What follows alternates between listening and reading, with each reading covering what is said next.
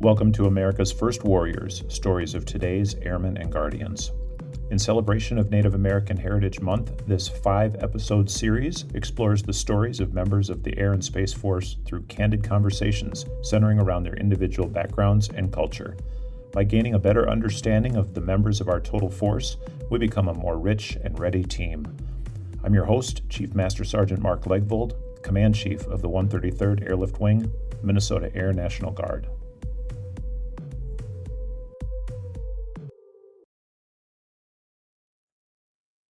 Captain Miranda Simmons is a public affairs officer stationed at Holman, New Mexico. She's kicking off our 5-part series, sharing stories of Native Americans serving in the air and space forces. A former enlisted person, and now she's a commissioned officer and part of the Navajo Nation. Captain Simmons, thanks for joining me on America's First Warriors, Stories of Today's Airmen and Guardians. Thank you for having me. I'm super excited. So normally when we hear the word captain, we think of an officer who's a little new in their career, but you've been serving for 18 years already. So tell us a little bit about how you came to join the Air Force back in 2004. Oh goodness. Well, it's actually quite an interesting journey. I originally was at the University of New Mexico in my sophomore year of college, and no one in my family has ever served in the military. At that time, I couldn't have told you the difference between the services, but I ran into a recruiter, an Air Force recruiter, and just felt inspired, but also naturally drawn to wanting to serve after my conversation with him. So then I enlisted, and I got picked up to be a paralegal, which at the time had just opened up to non-prior service airmen. And then after that, I got stationed at Charleston as my first assignment, and absolutely loved it. Just appreciated the experience and knew it was something that I wanted to stick with. And honestly had some great mentors, and that's kind of when I decided that I knew I wanted to commission eventually. Who were the mentors that drew you into commissioning back at Charleston Air Force Base? So there was an SJA, so a staff judge advocate, Lieutenant Colonel Gil Ruppert, and he just I remember my first week there, and he sat me down and he kind of asked me about my background, my experience, just what you would expect of a leader. He just wanted to get to know Miranda and why I was there and what my goals were. And he started to share a lot with me about commissioning and different educational opportunities offered through the Air Force, because I knew that I wanted to continue going to school and not just stop with my bachelor's, but continue as much education as I could.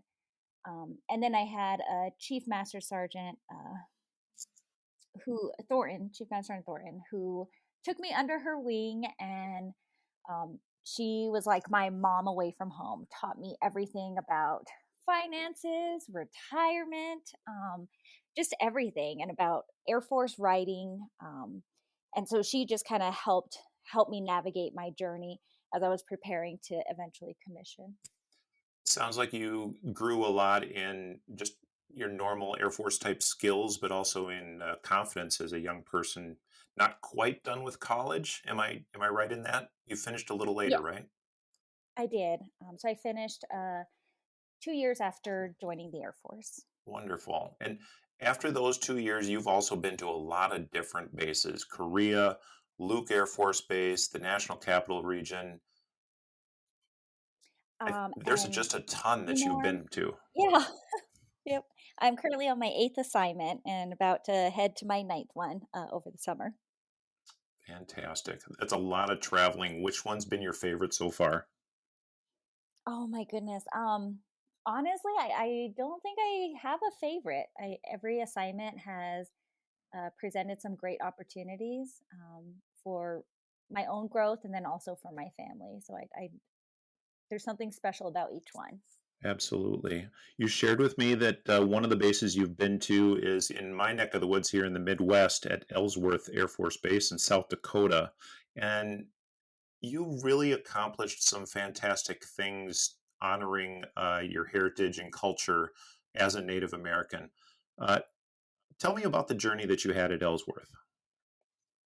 So Ellsworth was my first assignment as an officer after I commissioned into public affairs, and great assignment.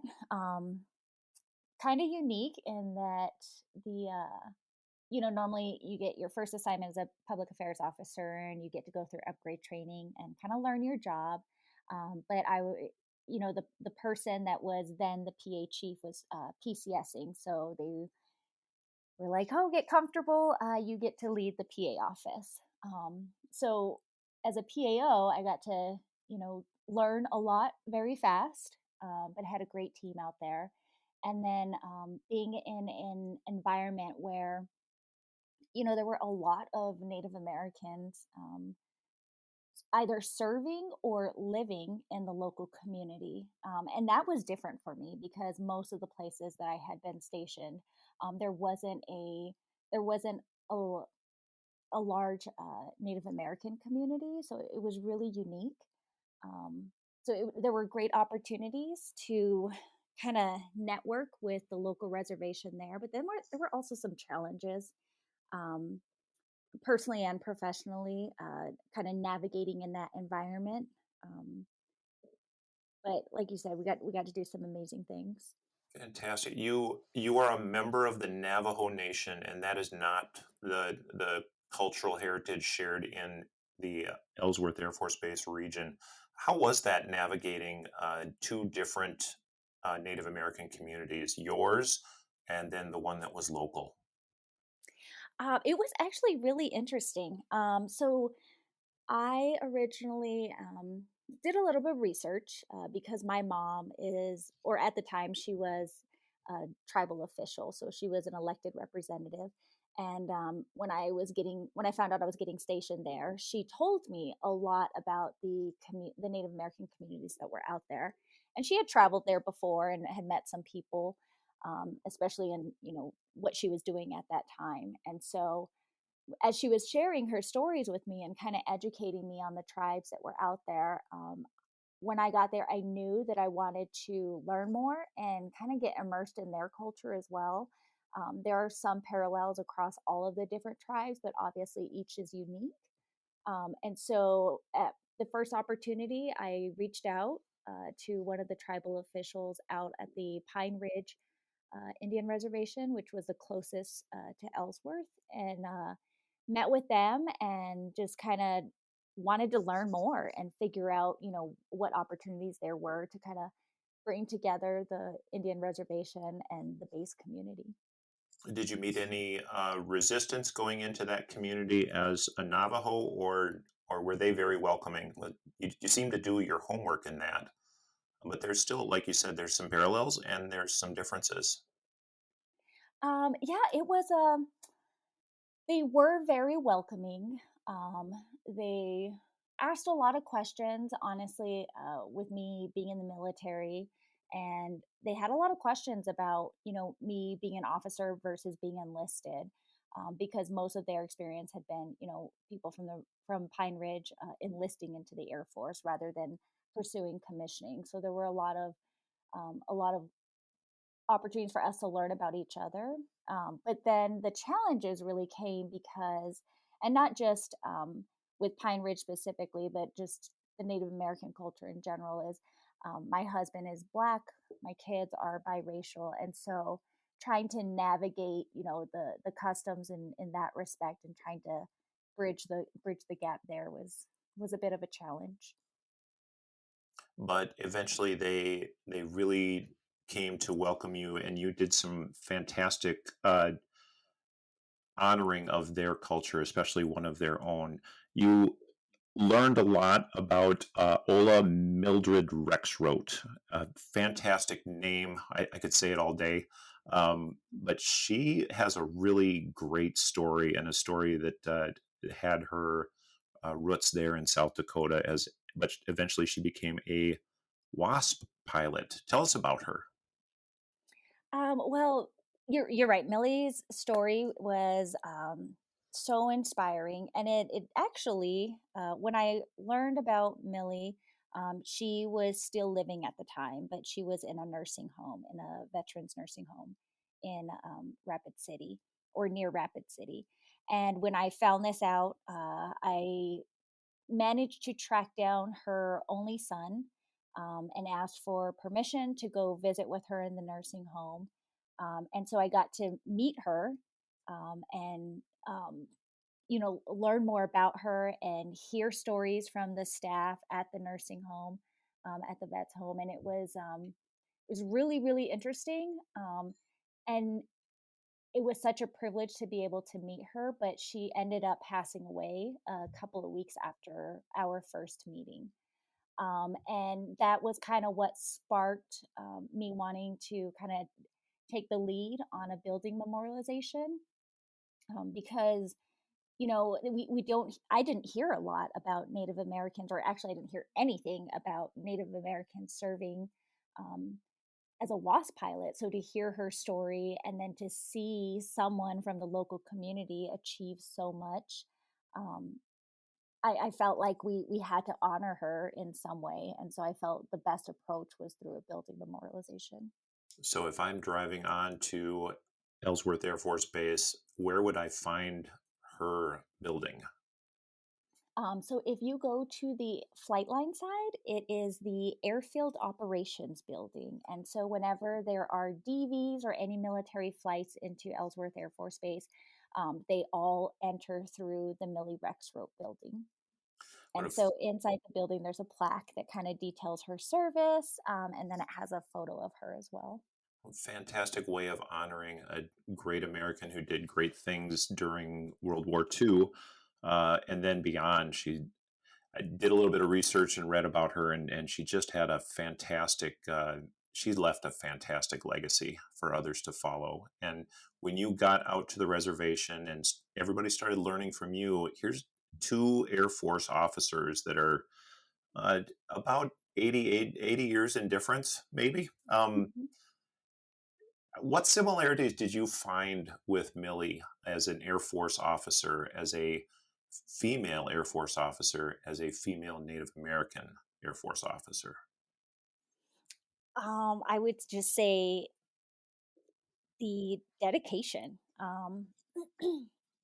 Growing up on an Indian reservation, um, I learned that it takes a community, it takes a village, not just to raise kids, but to just raise families in general. And so everyone contributes, everyone is dedicated to, bringing up the community, not just improving yourself. And so I kind of saw the same parallels when I was doing my research on Millie. I'm kind of learning a lot about her. Was the sense that I got from her service and her personality was, it was, how can I bring up others? How can I make it better?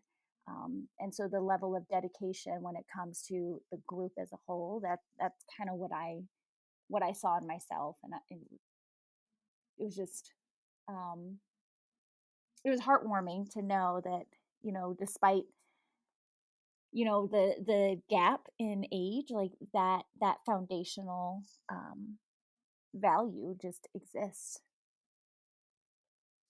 And you get to carry that on. Is that where you really mm, is that where you really got engaged in and passionate about improving our diversity and inclusion initiatives in the Air Force? So I would say it definitely got stronger at that point. Um, all through high school, through my undergraduate, I have always been passionate about um, underrepresented minorities in general, and what can I do to make it better. I and what sparked that is my own upbringing. I did not grow up in with all of the opportunities ahead of me. I grew up on a rural reservation. My mom was a single parent for the longest time, worked 2 to 3 jobs, just to make ends meet for us. And so, knowing what the struggle could be like, I knew that no matter what, I wanted to make a difference, or, you know, help underrepresented minorities in any way that I could. Tell us a little bit about that experience growing up on the reservation. You mentioned there wasn't a lot to go around, and your mom worked really, really hard. And I'm sure you learned some fantastic values from her.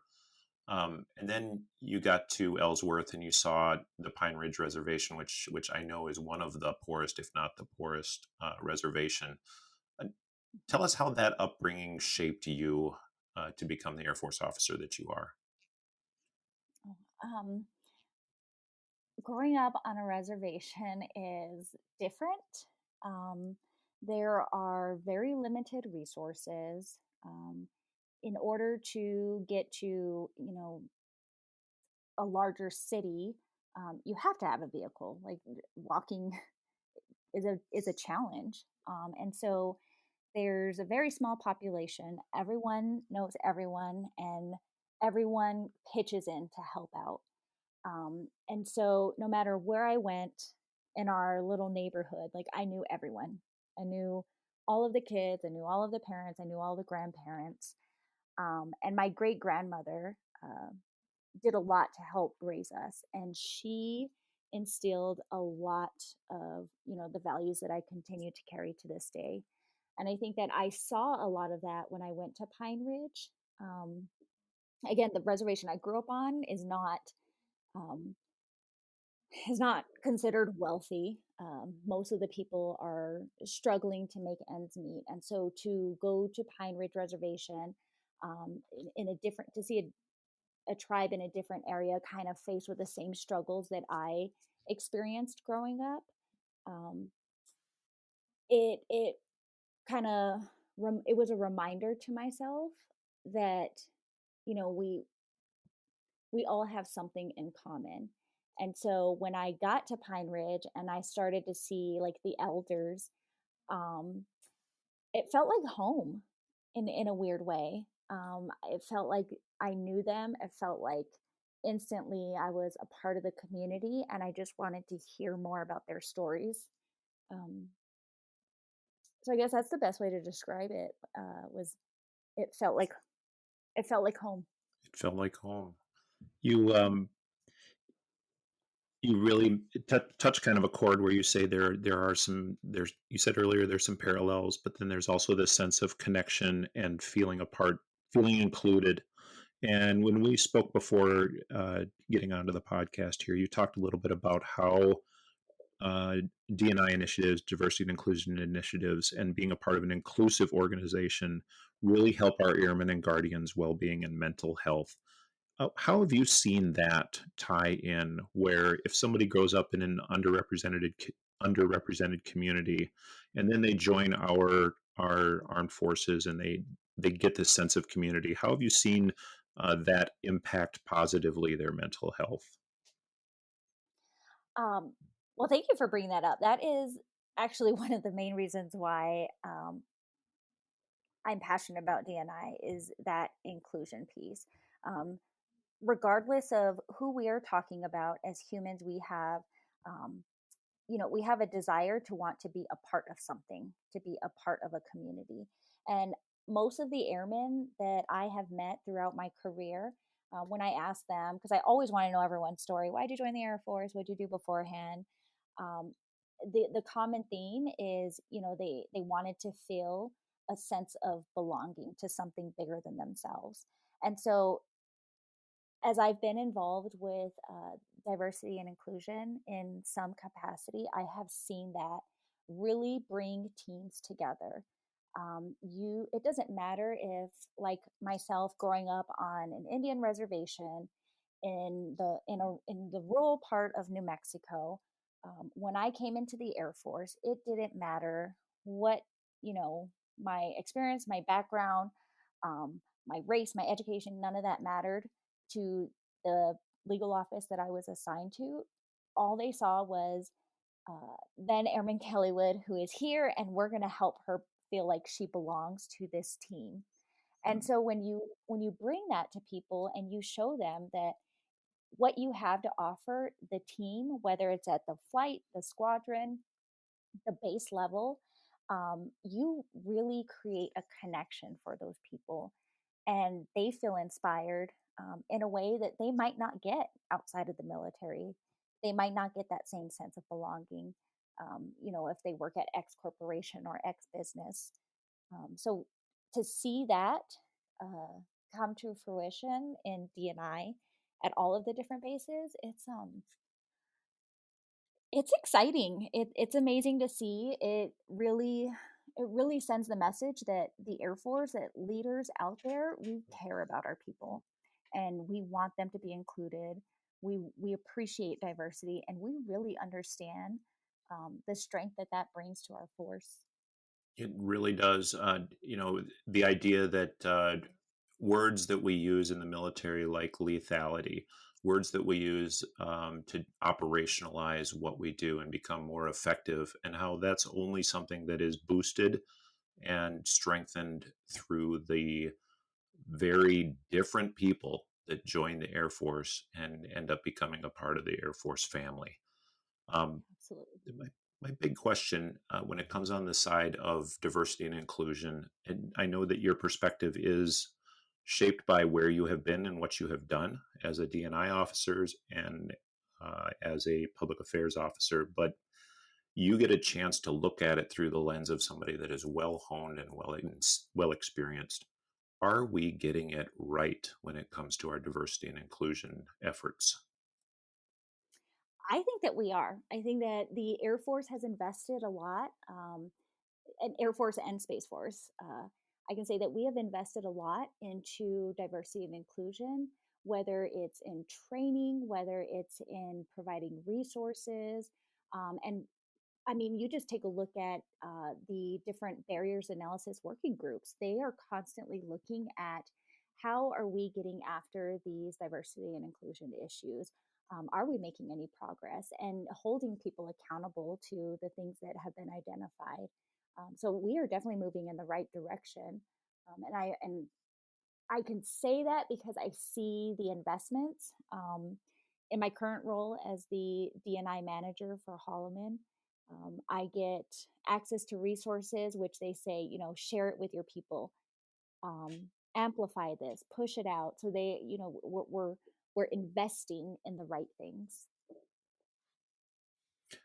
I love the story and the idea that we have resources, we push resources toward DNI initiatives, and you mentioned the barrier analysis working group, and you and I are both a part of the Indigenous Nations Equality team. When did you get involved with in that?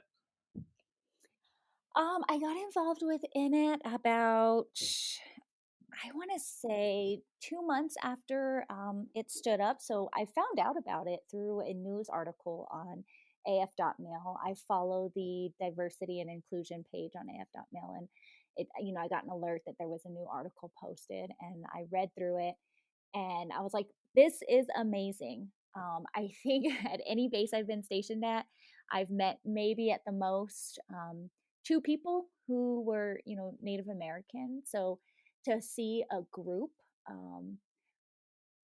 was exciting. So I emailed and got plugged in, and have tried to be as active as I could be.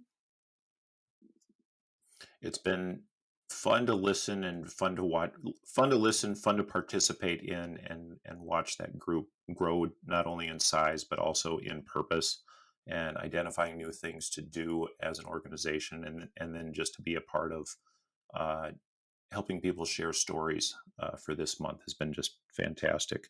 So speaking of stories, you mentioned that you grew up on the Navajo reservation, and um, I don't know a whole bunch about how the community is broken up or delineated or articulated in the Navajo community. Can you share some of the unique cultural aspects and descriptors that make your culture different?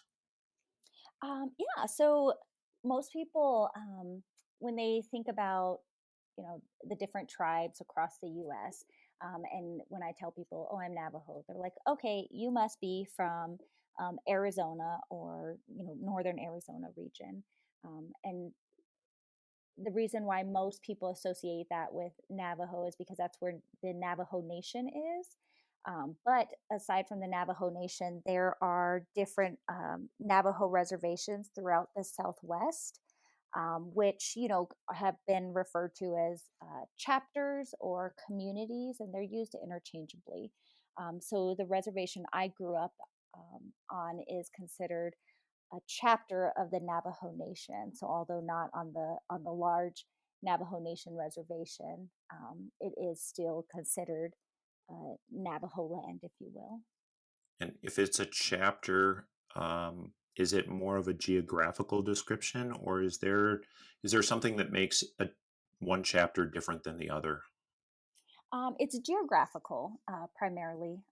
Language is pretty much the same. There may be a little bit of dialect differences, but essentially, regardless of what Navajo reservation you grow up on, you speak Navajo. That's the language you typically speak, um, and the size is about a couple thousand.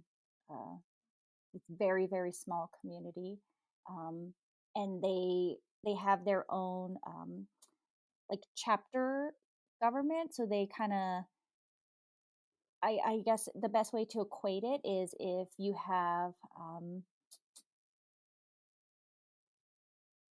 have like a numbered air force, and the numbered air force has all of these different bases and wings in different regions, but they all essentially report to the NAF. That's kind of the same thing as with all of the different Navajo chapters. Essentially, quote unquote, our NAF would be the Navajo Nation. So they're kind of the overseers. They manage the overall Navajo Nation budget and kind of disperse that to all of the different chapters. That puts it in a language that I can understand. Thanks for Yeah. doing that. Your the culture that you grew up in. Um, you mentioned a close tie to your grandma. Uh, it is more of a matriarchal uh, society where the mother really is the head of the household. Is that accurate? Yeah, that's been my experience my entire childhood. My great grandmother, my mom, very matriarchal.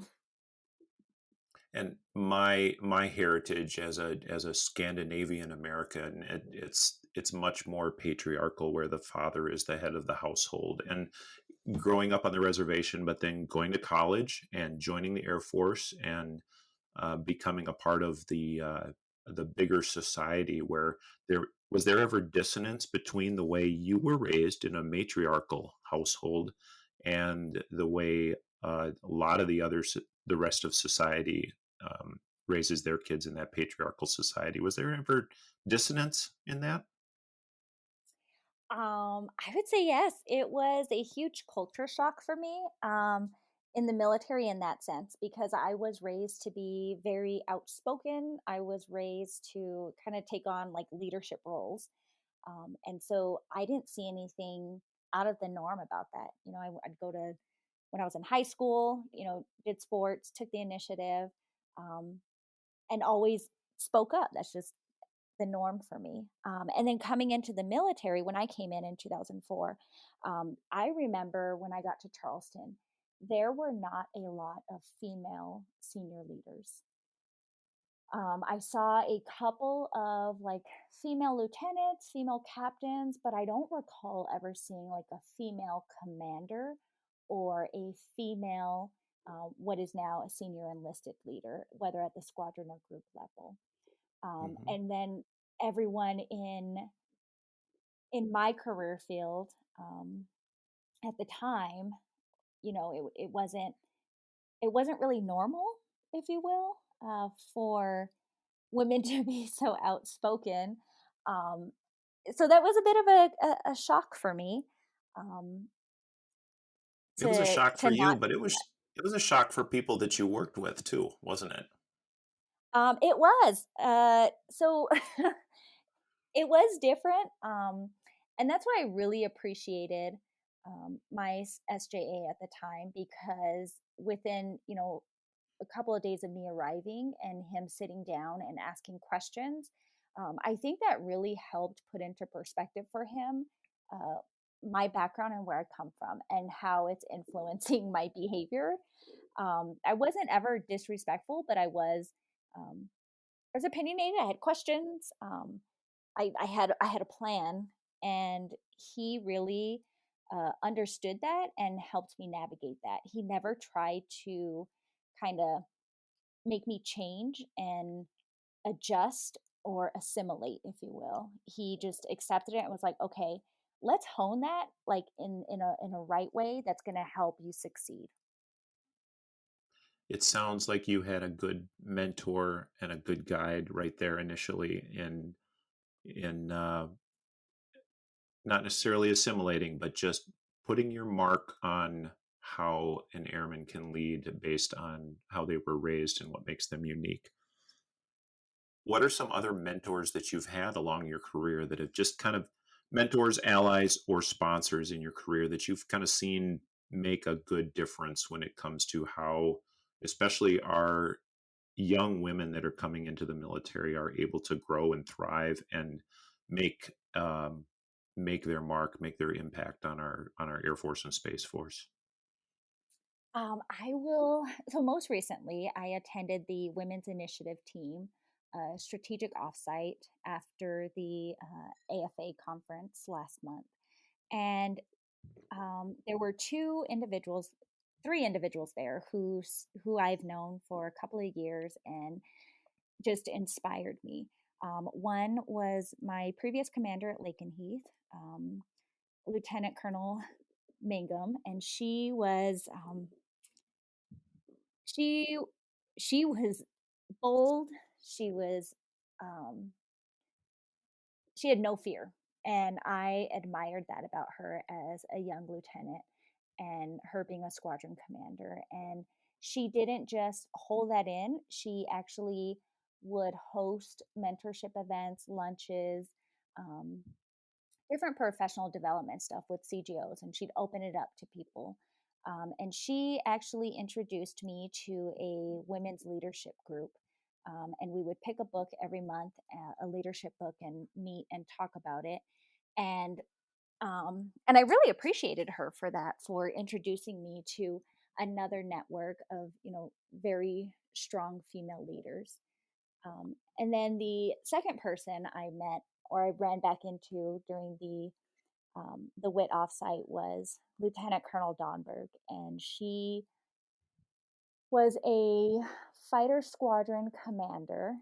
She's an F-15 pilot, and she is doing amazing things, helping to lead initiatives within the aviation world to kind of whether it's uniforms for female pilots, and just seeing her take the initiative on a half level, like across the Department of the Air Force, of what can we do to make it equal for women. And she inspires me as a mom and as an officer, because her husband is also military, and so just to see how they um, how they navigate the military to military dynamics and parenting at the same time. Um, she again just inspires me and has helped keep me motivated. And then the third one is a Major Sliney, and I met Major Sliney was when I was an airman. No, I'm sorry, I was a tech sergeant, and I met her when I was stationed in North Carolina, and she was one of the attorneys, and she was so nice. Um, just always positive and always like focused on making things better. How can we make things better? And one during our conversation at the WIT offsite, we were talking about raising daughters and teaching them to be strong, independent, courageous little girls, and hopefully one day you know strong women. And we talked about eventually getting to the day where we don't have to think about our daughters being the first, because that will be the norm. And I remember we ended that conversation and I was just like, I'm going to call my daughter because my daughter is so amazing and I want her to know that she's amazing, and that when she grows up, it's not going to be weird that she's so amazing. think that is just fantastic. And what words of empowerment to speak into a young lady. Your daughter is 6. Did I get that right? Yes, that's correct. Fantastic. Your 6-year-old daughter, is your hope that she's just not the first at anything, but she's the best? Yes. I want Yeah. her to, I don't want her to look around and feel like she has to try to find someone who looks like her, whether it's, someone who's female, someone who's biracial. I just don't want her. I want her to look around and see representation in different forms. So critically important is to have the good positive representation around. I was able to, as a part of the National Guard, go to Washington D.C. for the inauguration, and I worked in an operations center. And one of the airmen that was working with, sorry, she was a soldier working next to me. I take that back. She was an airman from our sister base in Minnesota, and I had the opportunity to just watch her out of the side of my eye when our new president took the oath of office, and she got teary in that moment. And I didn't ask her the emotions, but just that idea of the first and being able to witness that. That's a Mhm. powerful thing, isn't it? That is, yeah. I mean, my Yeah. daughter had that same reaction, and it's so silly, but when the Little Mermaid, the announcement came out that they were rolling out another Little Mermaid, and she saw the preview, and she was so happy, and she was like, "Mommy, she looks like me," and I was like, "That's powerful at 6 years old." Certainly, certainly. What a great world you get to be a part of creating. Another person that I asked you, who's somebody that you've really a historical figure that you identified with, strong, independent, trailblazing, fearless woman. Who was that for you? Um, the RGB, uh, powerful, confident. Um, I mean, a force to be reckoned with is what I thought of when I would see her when she would, not fall in line with what the majority was saying, but rather she knew where her values stood. She knew what she believed in, and she understood that she wasn't going to deviate from what was right. You picked up a lot from that, and those words of description just they kind of sound a whole lot like a Captain Simmons that I've gotten to know over the last 40 minutes here or so. So um, we are we are celebrating Native American Heritage Month this month, and a part of that is getting people to tell their stories. But at the end of a month, uh, I'm not sure what is going to change, but people are hopefully going to learn and maybe be inspired from stories like yours. What's the big message? What's the big thing you would want people to learn or maybe be inspired to do differently after a month of celebration? I would say not just for Native American Heritage Month, but I would say every day throughout the year, I would challenge people to get to know the person beside you. Don't just ask the basic, surface level questions of "How are you doing today?" But instead get to know them, understand their background, um, and and understand that it's okay to not know, and it's okay to ask as long as you're being respectful. Sometimes I've had people come up to me and say, "I don't know how to ask this, and I'm probably going to sound ignorant, but can you help me? What kind of Indian are you?" And I tell them, "Okay, well, actually, the proper way would be to ask, what tribe are you from?" That may be a more respectful thing, but I appreciated that the person was willing to say, "I don't know. Can you help me be respectful and ask the right way?" And so I challenge everyone, get to know someone new and really hear their story. What other good questions really bring out that story? Because what you're doing is you're describing somebody like me, uh, just curiously with an open heart, wanting to know somebody else's story. So what are other good questions that folks like me can ask to learn? I would say there is through Digital University, and I have to do a shameless plug for the resources because we talked about Air Force investing in diversity and inclusion. There are tons of resources on Digital University that relate to D&I topics. So it can be how to ask questions of all of the different communities. So if you don't know a question for the LGBTQ community, if you don't know how to ask certain question of the Hispanic community, you can go to Digital University and they have all of those topics on there. But I would say specific to Native American Heritage Month, some other questions that you can ask are not did you grow up in a teepee, but rather um, you know what kind of homes are representative of your tribe. So some communities have uh, long houses. For us in the Navajo community, a teepee is for ceremonial prayer purposes only. So asking in that way. um, Ask about their language.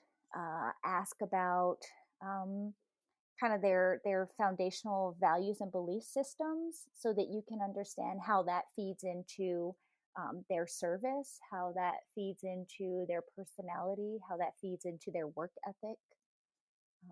Those are just some basic questions that I can think of off the top of my head.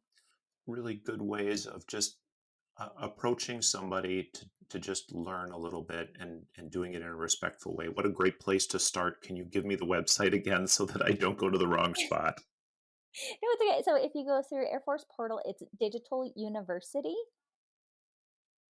And so through there, you can do a search for different DNI trainings as well.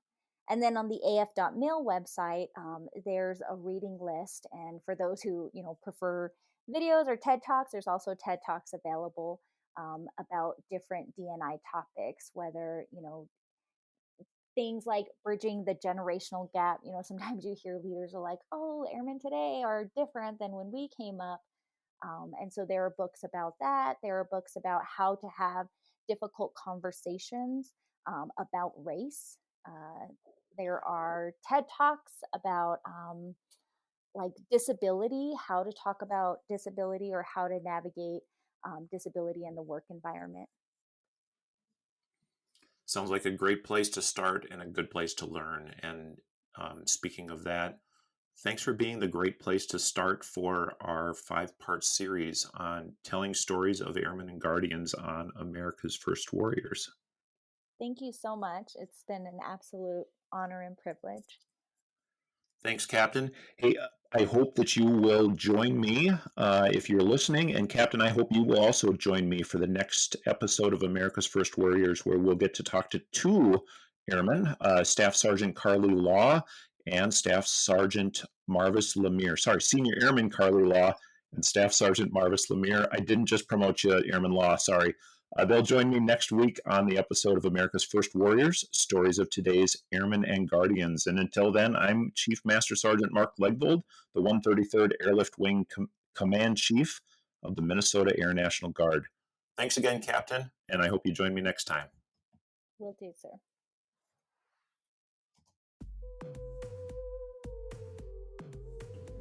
America's First Warriors, Stories of Today's Airmen and Guardians was sponsored by the Indigenous Nations Equality Team, an Air and Space Force Barrier Analysis Working Group.